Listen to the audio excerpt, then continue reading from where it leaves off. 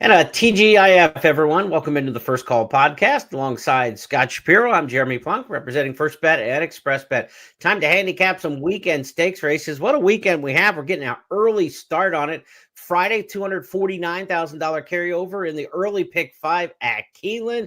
We've got tonight, Oklahoma Classics night at Remington Park. Overnight, we got the $20 million Everest Stakes in Australia with Collier Rising going outside of Hong Kong. Some international intrigue there if you're up late. And tomorrow morning, we've got Champions Day at Ascot with all the best horses in Europe going at it. Should be a fantastic weekend of racing before we even get to Saturday afternoon, Scott. Yeah, Keeneland early pick 5 carryover. You don't see those a heck of a lot because, most of the time in Kentucky at the Churchill products, it carries to the late, even if it comes early. So a little sneaky information there for you. But you're going to hit it today, or at least take down your share. Looking forward to celebrating with you. And I'm looking forward to hopefully coming up with some winners and some races a little bit around the country. But Keeneland and Gulfstream will be the centerpiece, I would say. For those of you watching on X and on YouTube, be sure to like, share this out, comment in the comment section. Help us grow the audience here for the podcast. For those of you on our longtime traditional audio channels, here are the 8 races Scott and I will handicap over the next half hour. For Saturday, October 18th, we're going to Gulfstream Park for 2 legs of the Florida Sire Stakes Series. The Susan's Girl and the Affirmed. Phillies up first there. At Keeneland, 2 3-year-old sprint stakes that came up stronger than historically normal. The Perryville and the Raven Run, good additions to those races. To Santa Anita on the turf, we'll talk about the Lure Stakes on Saturday. The King's Plate winner is back at Woodbine in the Ontario Derby. We'll handicap that one. And we'll talk about the 3-year-old fillies on the grass in the Sands Point, Belmont at Aqueduct. That'll wrap up 7 for you on Saturday. And a bonus Sunday coverage for our 8th stakes, the Enokia at Santa Anita. That'll be part of our Breeders' Cup Bankroll Builder on Sunday. So Breeders' Cup Bankroll Builder, pretty interesting with First Bet and Express Bet. Scott's been handicapping some of these races. I have too. Tonight's race at Oklahoma City, the Oklahoma Classics Cup, race number 9 at Remington Park, will be part of that Breeders' Cup Bankroll Builder. Bet $25 on our special race each day of the weekend, and you get $5 back in your wagering account that'll be deposited right before the Breeders' Cup starts on October 31st and November 1st. So bet 25 tonight on the Oklahoma Classics Cup. You'll end up getting $5 into your account. The Enokia Stakes on Sunday also has that Breeders' Cup Bankroll Builder, and the Champion Stakes from Ascot on Saturday will be the other this weekend. So 3 opportunities to put an extra $15 in your account for Breeders' Cup. Can't go wrong with that.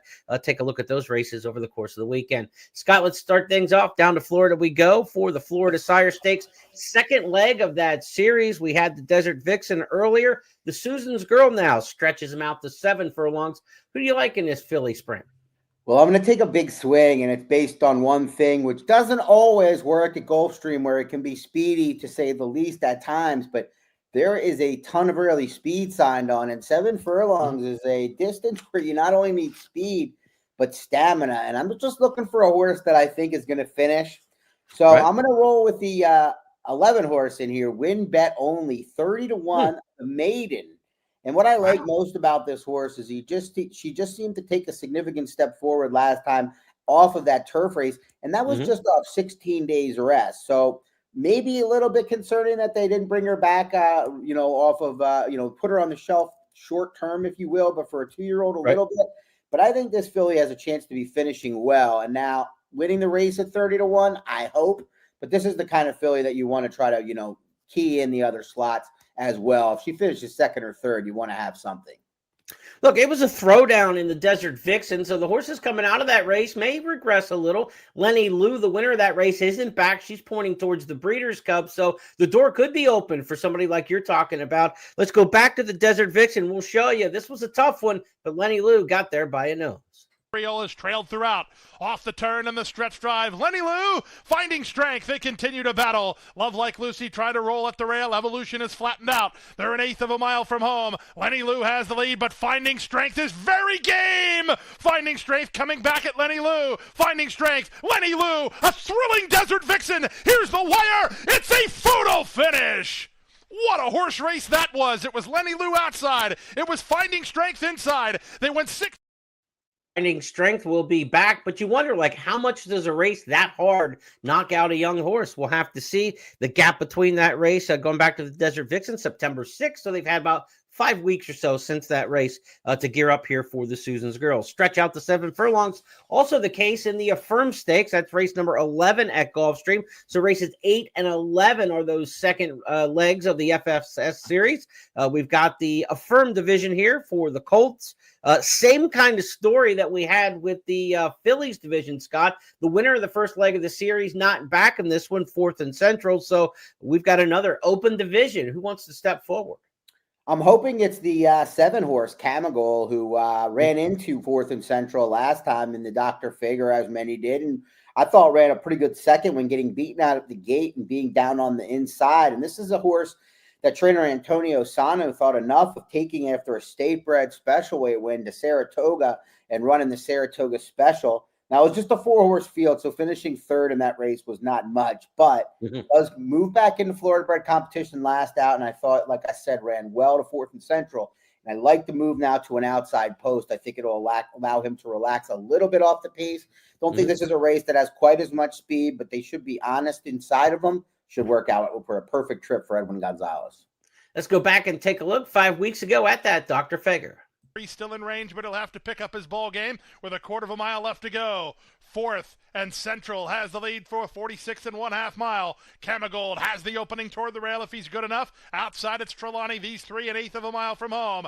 The leader, 4th and Central, roused forward by Meneses, trying to finish the job, and he's got more here. 4th and Central on the board at 10-1. He'll spring the upset to win the Dr. Fager. 4th and Central went gate to wire. 2nd Camagold, 3rd Trelawney, 4th was all to win. Then Definitely second best in that spot, but the winner not coming back puts that one ahead of the Dr. Fager class. I thought in the Express Bet race of the week, as I wrote this race up earlier this week, that maybe some of the fresh faces in here had a shot with 4th and Central not coming back. My Canopy's the one I ended up leaning to here for Jose D'Angelo. Second start, solid improvement in that race, has already won at 7/8 mile.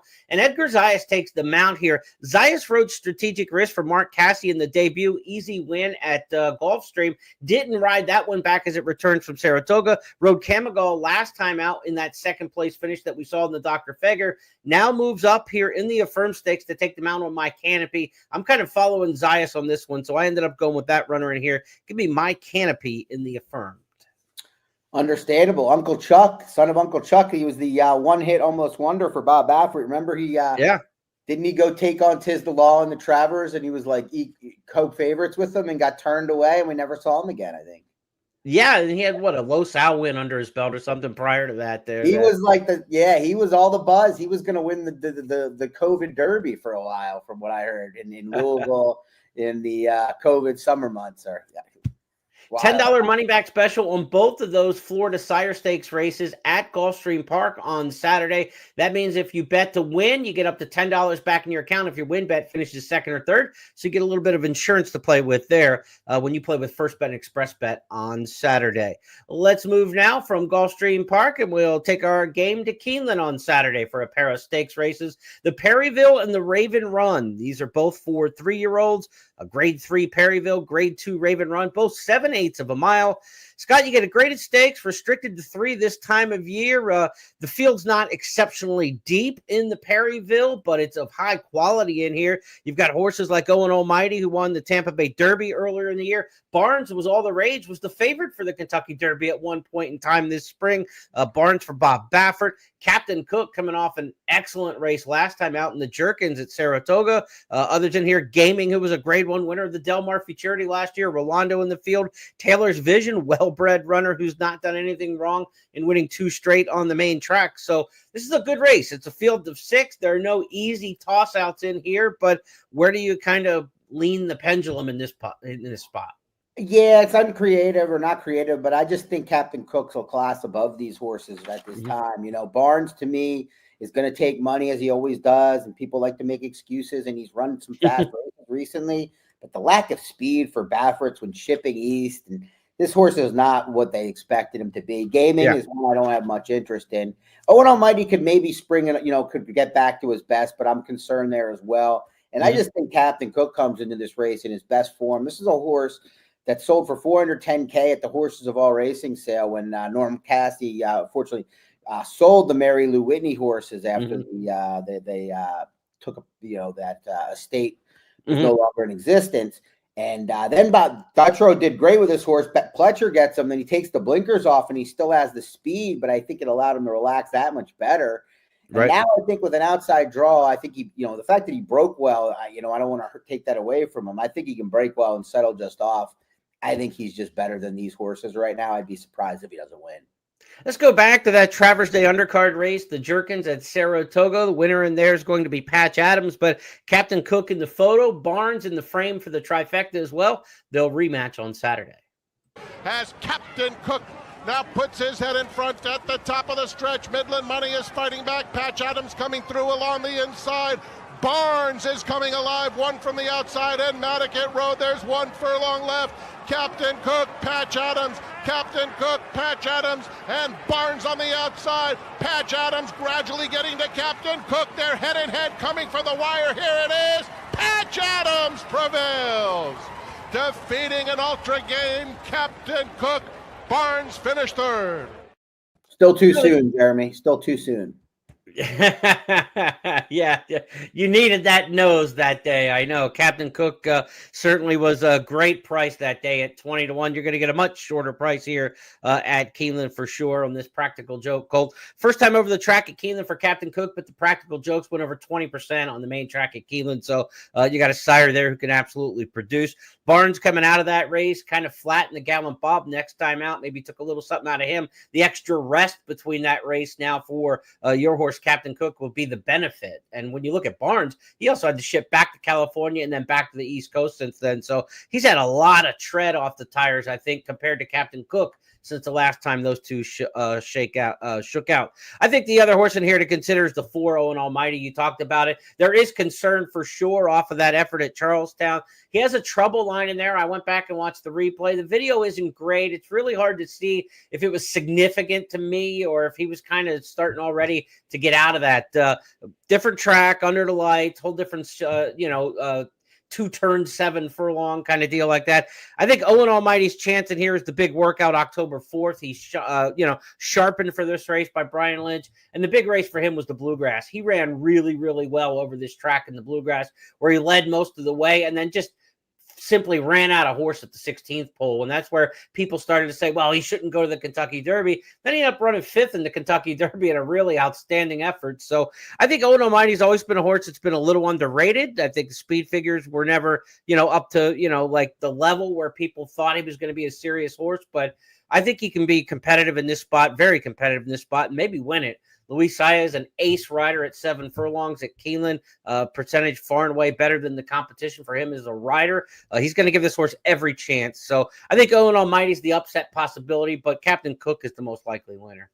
Yeah, no, I mean, I think Owen Almighty is the only one that that really scares me in here. I think Taylor's version has the upside, but I'd be surprised if he's able to get away. I just wonder, when these horses come back, and I know he had trouble at Charlestown, but I don't know. It just doesn't, it's more to me that he was such a good 2-year-old. He was highly well-meant too. And then they never really, latched on to him after those Tampa races, but I definitely understand the upside for this horse. I like the race he ran in the Bluegrass. A lot of people didn't think he'd get the mile and an 8 there, and he didn't, but he ran a fantastic race up to the 16th pole. And that was a good addition to the Bluegrass, I thought, this year. The horses who outfinished him were, solid runners in there. Ian's horse and others, got by him in the stretch. Let's go to the Raven Run, race number 9. This is the 2-year-old or 3-year-old fillies. Grade 2 company here. We've seen Shamrock Rose come out of this race wheel right back in the Breeders' Cup and too soon the Breeders' again, Cup man. Filly Mare Sprint. So, I mean, it can be done. I don't know if anybody is going to get kind of, bawdy after running in this race on Saturday and say, hey, pre-entries are due Monday. We're going to wheel right back and take the purse money here and go towards the Breeders' Cup Filly Mare Sprint. But it's not a great Filly Mare Sprint this year, I don't think. So maybe somebody would want to step up and kind of take a shot at that. Raven Run, though, again, restricted to the 3-year-old fillies in here. I ended up going with the horse Vodka with a Twist, who's always right around it. I like running back second time at the meet like this, kind of an old school move by Phil D'Amato, took on the older horses. It was a down year for the TCA stakes, but, I think this horse is, Praying, Vava in there, Zeitlo, so probably all three of them a little bit off their best, but I think Vodka with a Twist fits back in with the 3-year-old fillies. I'm going to give her a shot in here. Again, Saya's going 7/8 of a mile outside, gets to avoid a lot of traffic and trouble out there. So I'll take the 12. Who'd you go with? Well, the Shamrock Rose reminder was a big gut check for me. I remember being at Churchill Downs my first year there, watching it live. I had that De La Cour horse and got beat this month. I really wish they didn't wheel her back for them. This is the best betting race of the day anywhere, in my opinion. You've got Ragtime, who might have different things in mind as the favorite coming from off the pace, but she's going to have a much larger field than her last couple of races. She's going to have to navigate a trip. I'm going to gamble. I'm going to hope that number 1, Delightful Claire, is able to shake loose. I know that Maeda, the Brittany Russell runner, has a lot of speed and might be faster, but she has to answer some questions. The horse and Brittany Russell, who's just 1 for 18 at Keeneland over the last 5 years, so horses don't necessarily fire their best there. Delightful Claire has always been well meant. She was hammered on debut, and she's never been less than 3-1 in 4 starts. She really hasn't run too many poor races either. The second place effort to Praying in the Prioress at the time looked a little underwhelming, but we know Praying came back to win the aforementioned TCA. I thought she ran really well in the Dogwood. While it might get overlooked, she was ran down by Ragtime and Strong State, but those were last and second to last early. And this race kind of fell apart. And this horse definitely fought on a bit to the wire in a race that did fall apart. So probably going to need an easy lead to win this race, or at least a lone lead. She might get it, and she might get overlooked in this race down on the inside. Top 3 from that Dogwood Stakes, all in a rematch. Let's go back and take a look at that one from Churchill. Travis Stone with the call. In though, very wide for that one. They're off the turn. Delightful Claire confronted by Mega Mill. Mega Mill's up for the lead. Strong State continues to rally, and Ragtime is rolling too. 1 furlong to go. Delightful Claire, Mega Mill. Ragtime comes charging on through, and Ragtime from off the pace finishes full of run to win the Dogwood.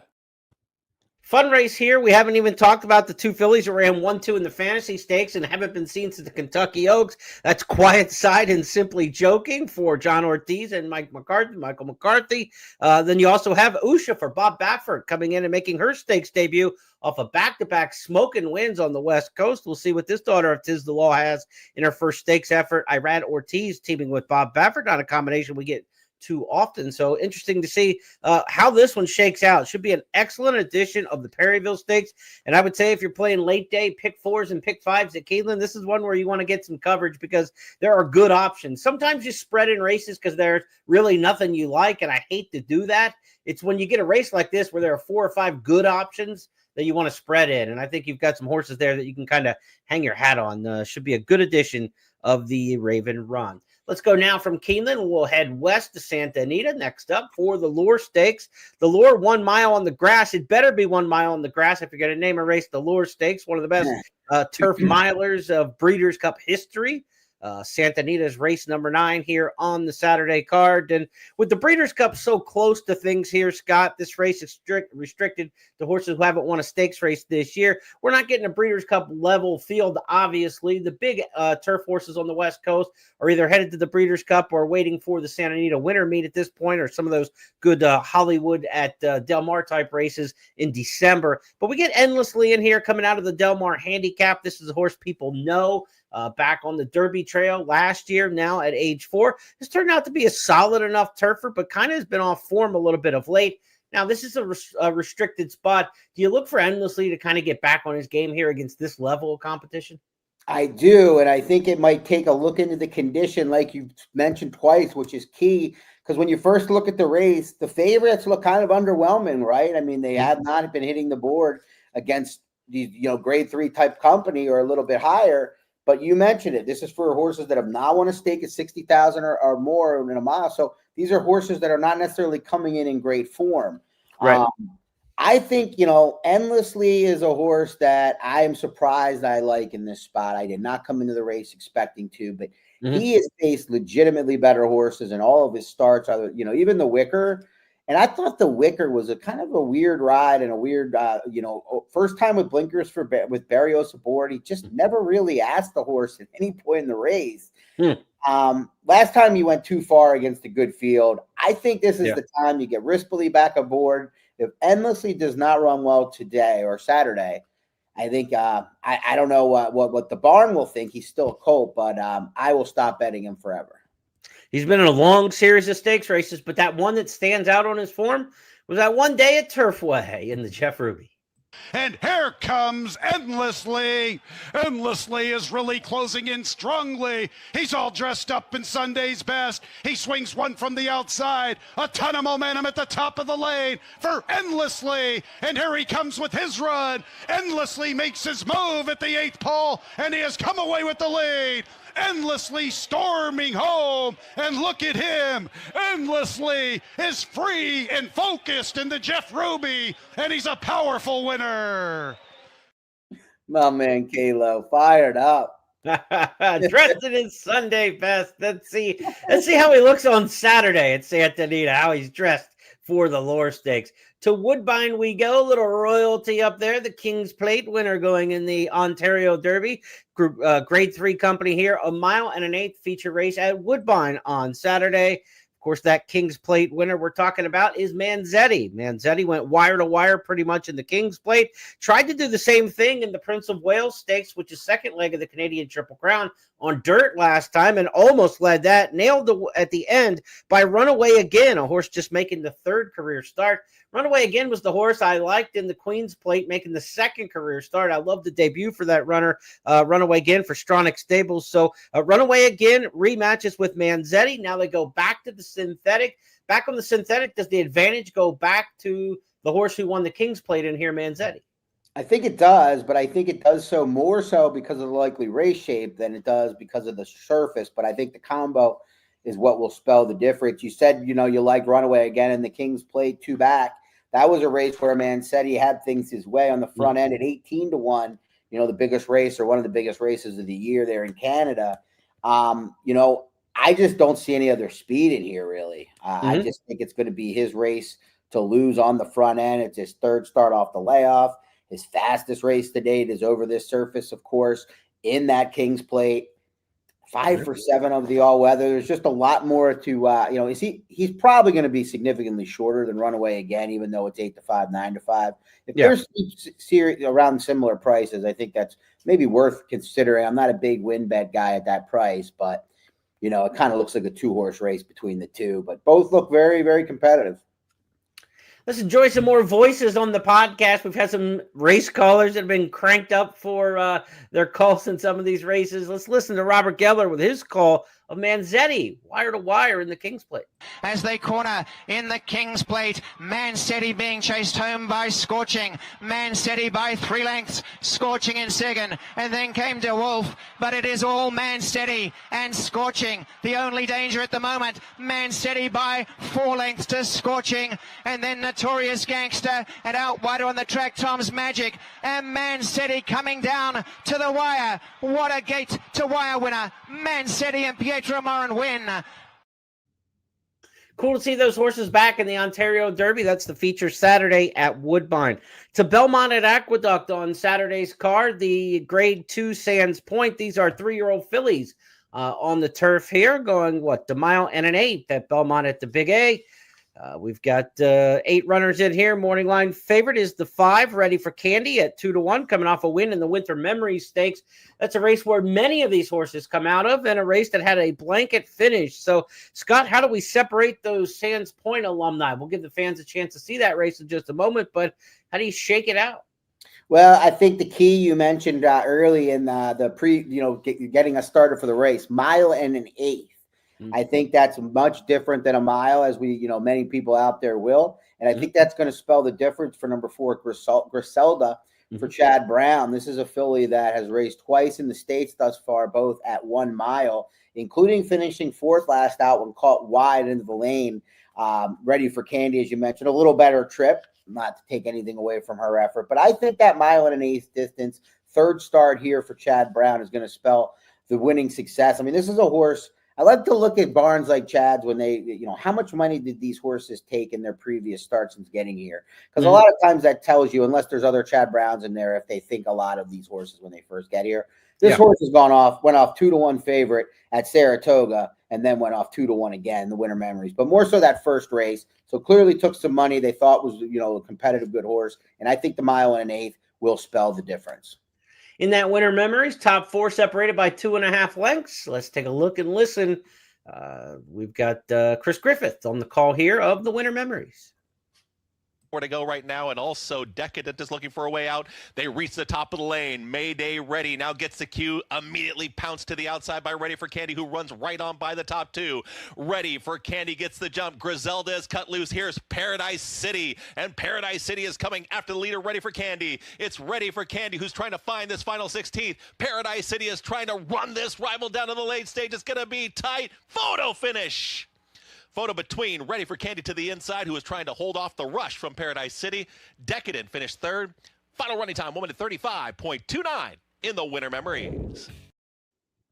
All right, Scott, you got Chad Brown trying to wheel back here and get Griselda up off that 4th place finish. Chad, a 6-time winner of the Sands Point. Anytime you get those filly mare stakes in New York, you can just put a big crooked number on the board next to Chad Brown's history. As we say, 6 of them in that race overall. Okay, that's a wrap for our Saturday stakes races, but wait, there's more, as they say on the infomercials.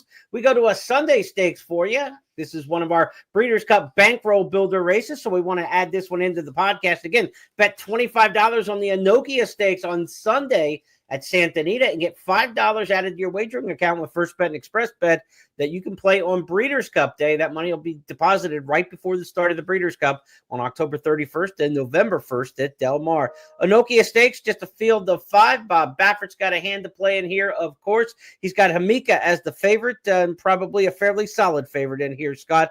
She won the Sorrento Stakes. We'll look at that race in just a moment. There's not a lot of depth to this race. You got a first-time starter entered probably just to help fill the field in Heavenly Princess. What are we going to do here with the Enokia Stakes? This is a good one for the bankroll builder, at least. What do you want to do with it? I was just going to say, I'm going to bet $25 first and foremost, so I have $5 in 2 weeks for free, 20%. Why not do that? And I'm going to wager it on number 1, Rivera, not Mariano, spelled differently, but I hope he seals the deal here like Enter Sandman.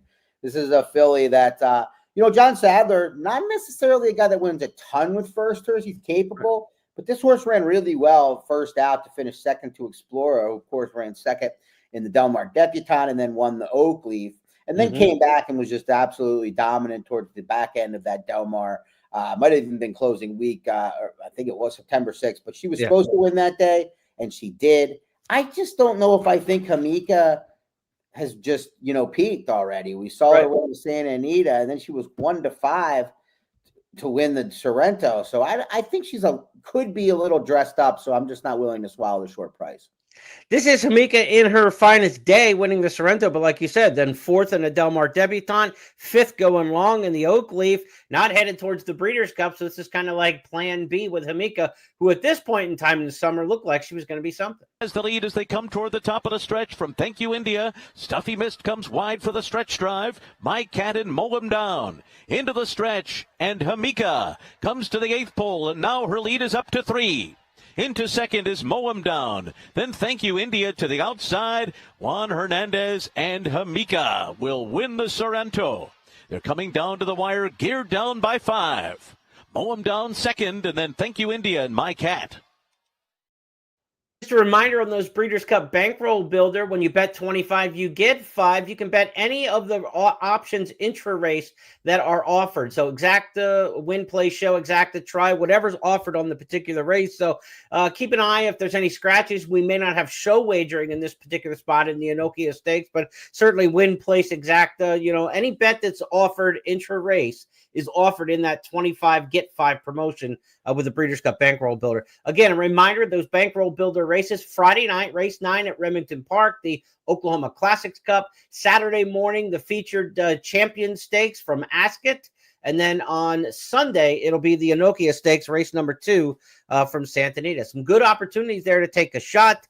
I'm trying to think. My Classics Cup race tonight at Remington Park. We're going with the favorite out of the 2-hole. It comes out of the Oklahoma Derby. Mr. Omaha, or is that Mr. Omaha? So that's your That's bankroll what I picked for too. tonight, Mr. Omaha. I actually handicapped the Remington, the Oklahoma breds for the racing form. I did an advertorial, so I got top picks in all of them, but I had Mr. Omaha as a single in my pick 5. Yeah, I'm with you there. Remington Park tonight too. Who's on the lead, right? Yep. Yeah, looking forward to seeing race 5 tonight in Oklahoma City as well. The Oklahoma Classics races. The Distaff Turf should be a really interesting one. Miss Code West is the 2-time reigning horse of the meet at Remington. Last year, she won the Distaff on Classics night. Now she's running on the turf. She's had a turf stakes win coming into this one. So she's trying to win Classics races in 2 different divisions in back-to-back years and maybe be a 3-time horse of the meet there. She's really a nice one. So looking forward to seeing her tonight. Big racing weekend. Stay up late if you're playing that big race tonight, the $20 million Everest. I think post time's 1:45 a.m., something like that. The card starts, I believe, around 10 o'clock, 9:45 Eastern from Randwick in Australia. So if you're looking for the Everest tonight, look for Randwick in Australia. And if you want a little help on that, our guy Johnny Burke, who covers the Hong Kong races, is going to talk about not only Kalying Rising, the star sprinter from Hong Kong, but the entire field. You can catch that in the blog section at news.first.com